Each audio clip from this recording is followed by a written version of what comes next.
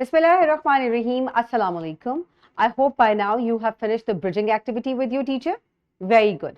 So my dear students, in today's lesson you will be able to understand about the human settlements. So my dear students, सबसे पहले हमें ये पता होना चाहिए कि settlement कहाँ पर आबाद होती है. पुराने ज़माने में आप लोगों ने हिस्ट्री में भी पढ़ा है कि settlements हमेशा रिवर्स के पास जो है वो बनती थी. यानी कि settlement हम किसको कहते हैं? एक ऐसी जगह where people reside and engage in various activities. And what are those activities? Like farming, growing crops, going to different jobs, hospitals, schools and stuff like that. So creating a structured community. और जब आप मुख्तलिफ activities में involve होते हैं तो आप क्या करते हैं? एक structured community बना लेते हैं. पुराने ज़माने में लोग गारों में रहा करते थे और क्या करते थे? केव्स में रहते थे और अपने घरों को ब्रांचेस वगैरह से बनाते थे. स्लोली एंड ग्रेजुअली जब लोगों ने एग्रीकल्चर का आगाज किया तो लोगों ने परमानेंटली एक जगह सेटल डाउन होना शुरू किया, वहां अपने घर बनाए, कम्युनिटीज बनाई, रूल्स एंड रेगुलेशंस बनाए. सो ऐसी जगह को हम सेटलमेंट कहते हैं. पुरानी सेटलमेंट सबसे पहले रिवर्स के पास शुरू हुई थी, जैसे कि रिवर नाइल के पास, इजिप्ट में, इसी तरह से पाकिस्तान में रिवर इंडस के पास and so on. So my dear students, rivers जो है आपको वहाँ आप अपने घर बनाते हैं और शुरू में ये छोटी सेटलमेंट होती हैं. स्लोली एंड ग्रेजुअली ये जो विलेजेस होते हैं ये यानी कि बड़े होते जाते हैं. जैसे जैसे आबादी ज़्यादा हो जाती है, पॉपुलेशन ग्रो करती है एंड स्लोली एंड ग्रेजुअली ये टाउन्स जो हैं ये बड़े टाउन्स और सिटीज़ में कन्वर्ट हो जाते हैं. So my dear students, you know that settlements vary in shape and size. इसका मतलब है settlements जो है उसके मुख्तलिफ shapes और sizes हो सकते हैं. और इसी चीज़ को हम ज्योग्राफी में जब अंडरस्टैंड करते हैं तो हम सेटलमेंट्स की मुख्तलिफ टाइप्स बना सकते हैं.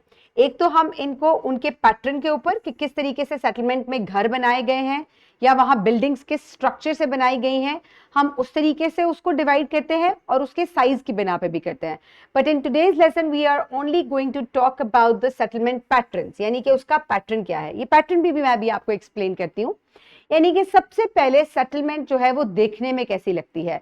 एक घर या बिल्डिंग जो है वो कितनी दूर है दूसरी बिल्डिंग से. अगर वो बहुत दूर दूर है तो ऐसी सेटलमेंट को हम स्कैटर्ड सेटलमेंट कहते हैं.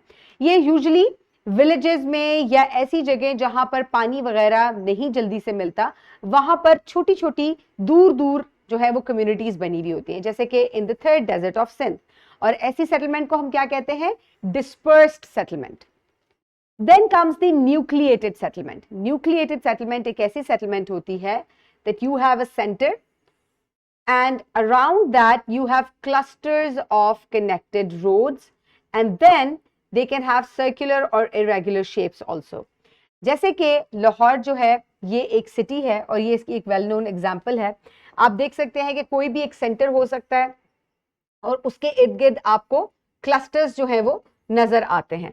तो ऐसी जो सेटलमेंट होती है उसको हम न्यूक्लिएटेड या कॉम्पैक्ट सेटलमेंट कहते हैं, which is very close together to each other. Then comes the linear settlement. किसी भी रोड या रिवर के किनारे जब स्ट्रेट लाइन में कोई सेटलमेंट आबाद होती है तो उसको हम क्या कहते हैं? उसको हम लीनियर सेटलमेंट कहते हैं. You can see A settlement along the river, here you can see A settlement along the road. जैसे कि इंडस रिवर के आसपास जो सेटलमेंट्स आबाद हैं वो लीनियर सेटलमेंट्स थी शुरू में एंड स्लोली एंड ग्रेजुअली वो फिर स्प्रेड आउट होती चली गई. ये कोस्ट लाइन के पास भी हो सकती हैं, ये किसी रोड के पास भी हो सकती हैं. So my dear students, today we have discussed 3 types of patterns in settlements.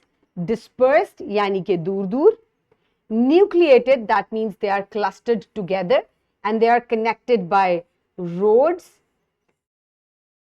And then last but not the least, we have a linear settlement that is in a line.